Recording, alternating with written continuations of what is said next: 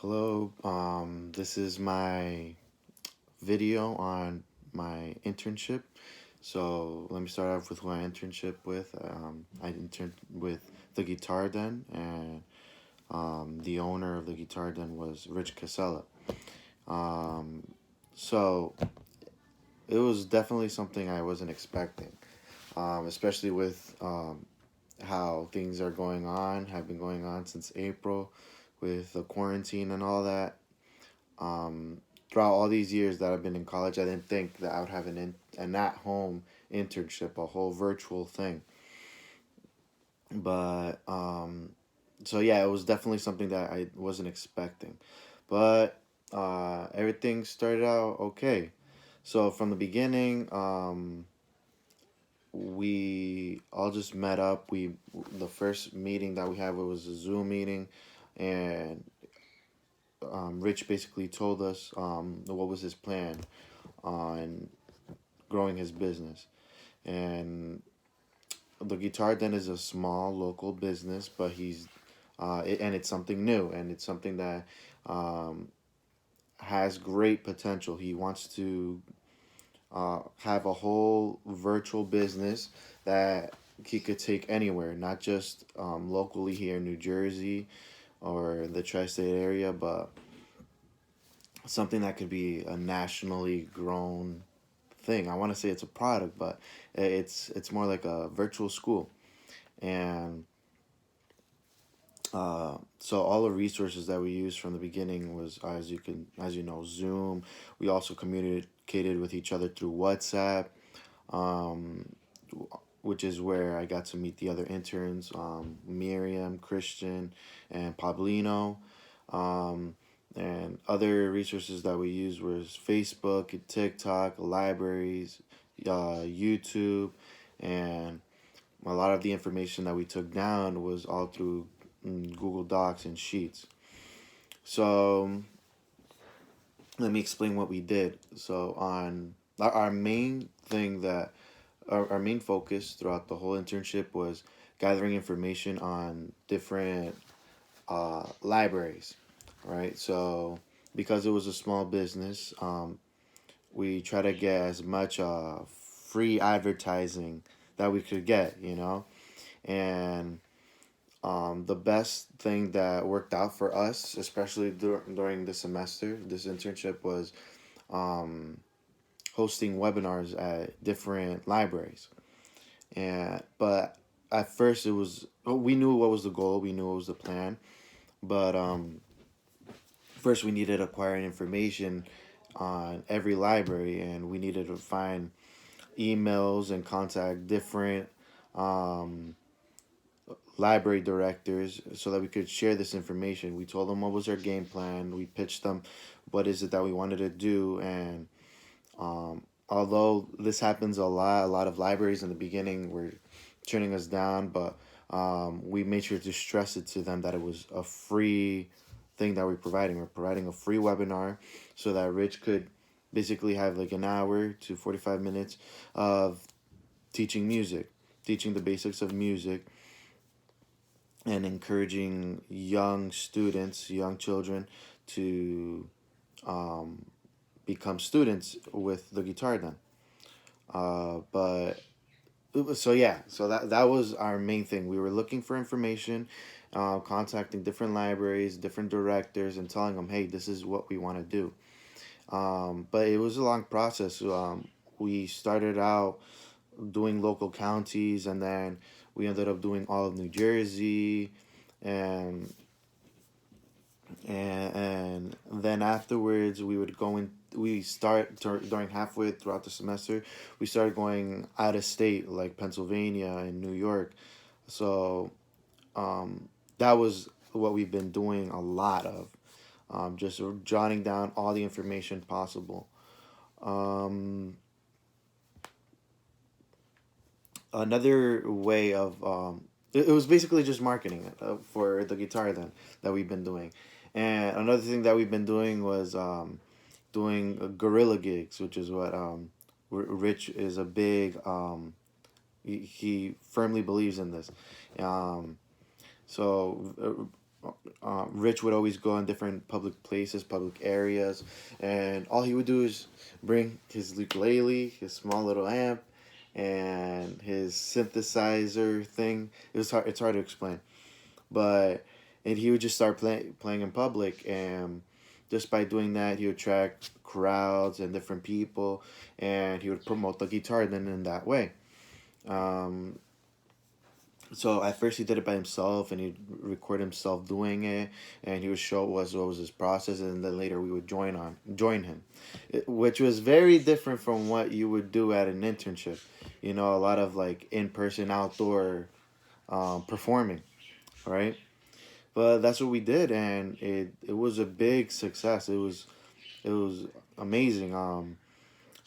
First he started out taking Miriam, then he took me, and then Pablino to all his gorilla gigs, and um, because of the gorilla gigs, yeah, we would see a lot of growth, but also a lot of people, a few, not a lot, but there was a good amount of people that became students because of these gigs, and we did a gig where in this place local in New Jersey, in Jersey City, at a park. It's called Canco Park, and apparently the public libraries perform there, and they perform in different places, you know, to encourage like community gatherings and stuff like that. But also like outdoor gatherings, so that you know there were options for people to go out. You know, um, instead of just staying at home because of the quarantine, not being able to do anything, they could go to an outdoor event and participate also, and just sit there and watch. So we would take advantage of that. We'd perform there too, and like I said, that brought us new students, and also it gave us a really good connection with the people that were running this event, which was the libraries. And now, whenever Rich wants to have performing, like, have any performances with the students, um, or they have any events, Rich is allowed to be there, and represent the guitar then with the library. So that was an awesome plus. I don't know if that's clear, but it was basically a really good connection to have in in giving live events linked with the libraries. So that was awesome.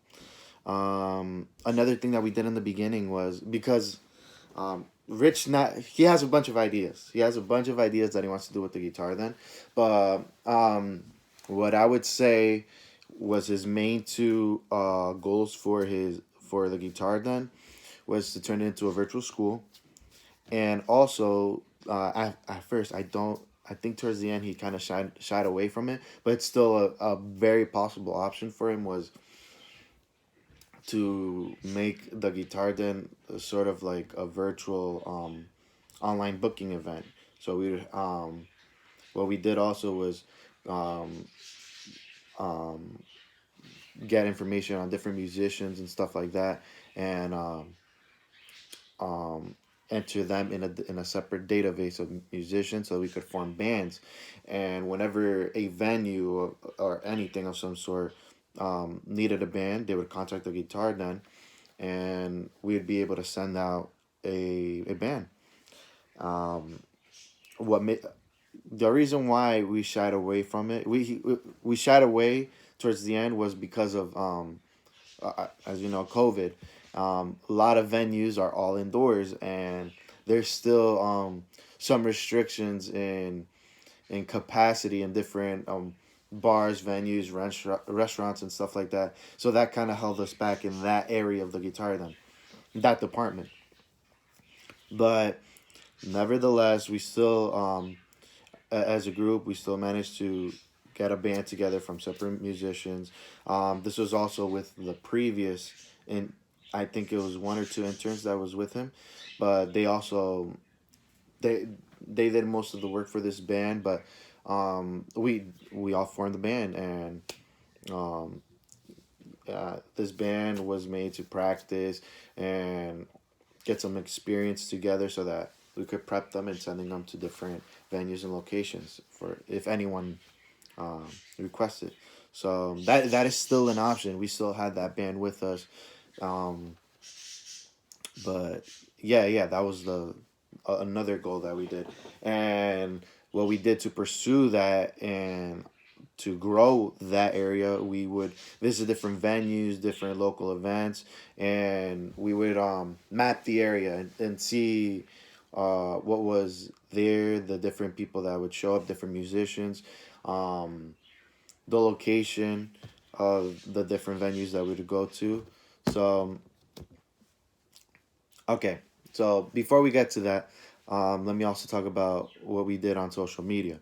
So we all had a different job, but I guess one of the jobs that I had was finding a way of finding different events that were going on locally in New Jersey, so we could go. Right, but so that's what I did. So what I did was open a Facebook group, and I would join different Facebook groups that um, that were promoting different events, and I would take from those events from every different group and add it all to one big group so that we could visit and I guess scout these groups and and search for different musicians and stuff like that. So that's what I did. Um, Aside from the library stuff, that's what I did. And we would go to different places. There was a place in this brewery here in Jersey City that we visited, and they had a big area. And they also had live music, so we also met a guitarist there, and we got down his information, and we spoke with the manager there, um, and he was totally for it. Where he would like to contact us whenever they need a band and stuff like that, or if we ever need a venue that his venue is available whenever we contact him. So that's what we were doing. That's just an example that we went to a brewery. We scouted out the area. We approached the musician, see if he was interested in what we were doing and all that. We jotted down his information, and we would do that at different places. There was also a an event going on in Rutherford that I went to, and there was different musicians. I actually went there alone, and I didn't do a very good job, but I did try to see what was going on, see the different musicians that were there, and yeah, that's what we did. So um, that's what we did in that area where we wanted to do the booking and the events uh, for for the guitar then. But towards the end, once November came, the end of November, December, um, because it was getting colder, very few events were happening. So that led into shying us away from that. Okay, so uh, towards the middle and that end of the internship, we started sending out emails. Well, we had a good enough amount of information from all the libraries and stuff like that. So we would we started sending out emails to all of these local libraries in all of New Jersey, also some parts of Pennsylvania, and I think also New York. And we started getting some requests where directors were ready to make a go for it, gave us a go, and we had scheduled events. We for the webinars at the library. Um, we had this really big one in Sea Caucus, and then there was another one with a different library where we also connect with a bunch of libraries in this one webinar, and we got a lot of good feedback. We had 100 and what was the numbers? We had 122 registrants for one, and we had 65 registrants for another one, and And we had 135 registrants for a different one, and I think that one combined with a different one, we had over 200 registrants in over 4 states, and there were states that were also some. We had some registrants that were from states from far away, and the reason why we had that also is because of the Facebook groups. Rich and I were posting on local community groups, uh, that it was like, I don't want to get off topic, but it was basically um, Facebook community groups where they would post like random stuff, right? So we decided to take advantage of that and post on different Facebook groups. Hey, this is the guitar. Then we have a webinar here. If you're interested, please watch us and hang out. And if you want to learn more or participate, become a student, email us afterwards. And we had, as you could tell, we had so many registrants, which not everyone was going to become a student, but a good amount of them became students. Like in the 122 registered webinar, out of like 30 of them became students, which is a pretty.